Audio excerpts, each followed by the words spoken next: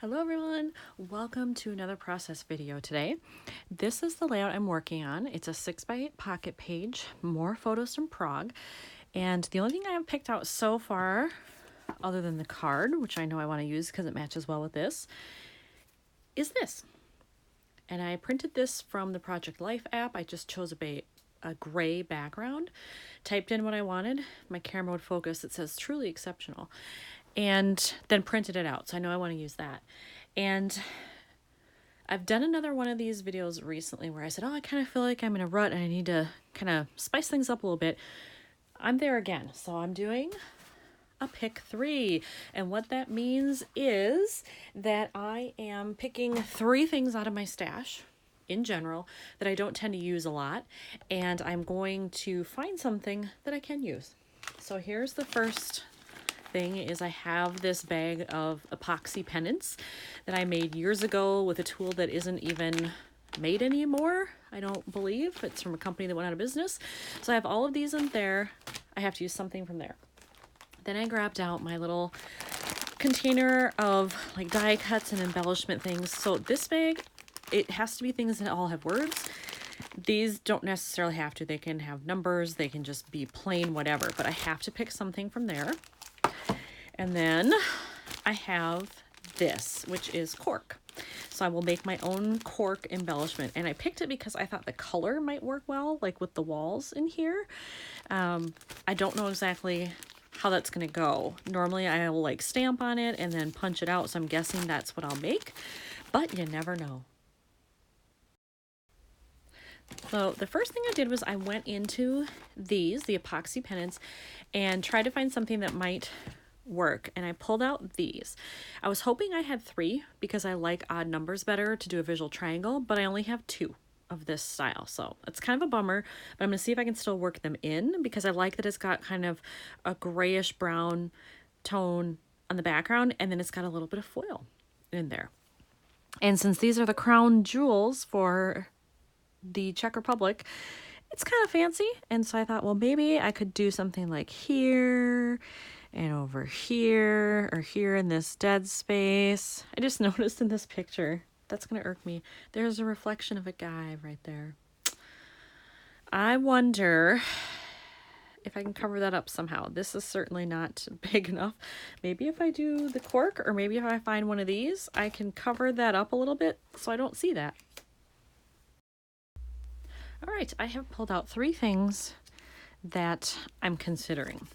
This one, I would cut off the yellow part and just overlap it up here enough so that it would cover that reflection. You wouldn't see it. It would give me a couple little lines where I could journal and write something. And when I look at this color, it almost looks like a pinky orange or something, but it's so light that I don't think it would really distract from anything. So I'm keeping that as an option. Then I have this one that just says love, and it's kind of in a yellowy gold. I don't think it would be too distracting, again, from here, but I'd have to put it right up to the edge. Otherwise, it's going to cover a little bit of the scepter there on the end, but I do like it. Or could I go to the side, maybe? Nope, that would cut it off. And then I have this one that just says wonderful, and it's kind of the right blue. It's not a perfect match, but it's close, and I could chop off the top, chop off the bottom, just use that middle section, and then it would fit in there a little bit better.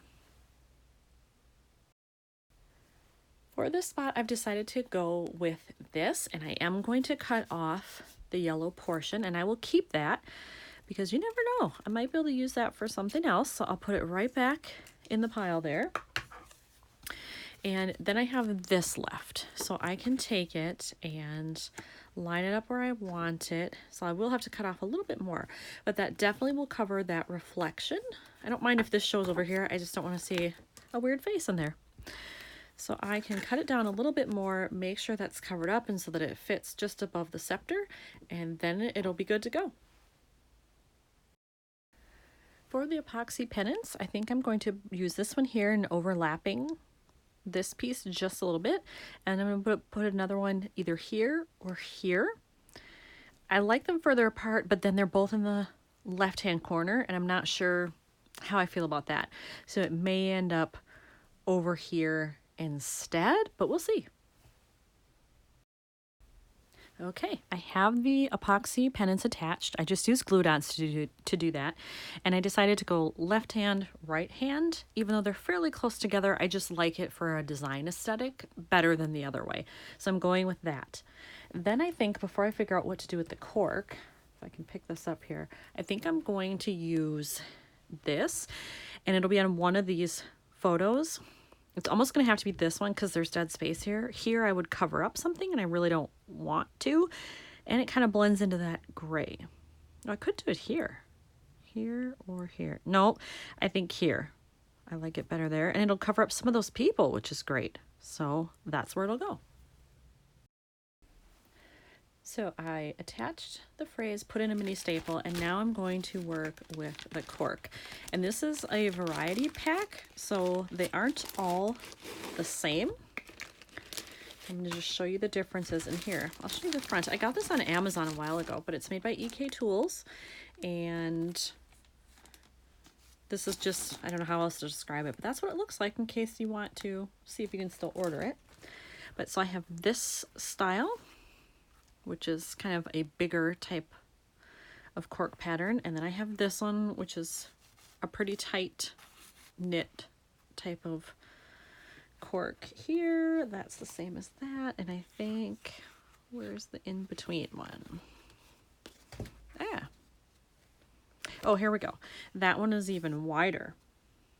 So you get 3 different types. So here, I'll put them all together so you can see the difference. There we go. So you get 3 different types in the pack. So if you like working with cork and making your own embellishments, this might be a great option for you.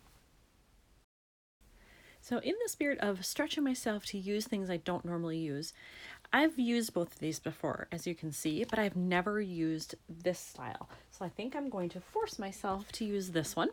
So now I just need to figure out if I can find a stamp that is big enough that's gonna look good on here. It has to be pretty bold so that when I stamp on black ink, it's really going to show. So I think that's what I'm going to work with. I've decided that when I stamp, I'm actually going to do it twice, and I'll just keep whichever one I don't use. I want to try it in Stays On Black, which is what I normally do. And then I also want to try it in a blue that would match this. Now, it would be some blue on blue here, but I think the cork, you know, kind of being in the background would break that up. So I at least want to try it and see how it comes out. I have picked out my stamp. I think I'm going to do this one that says, and then this happened.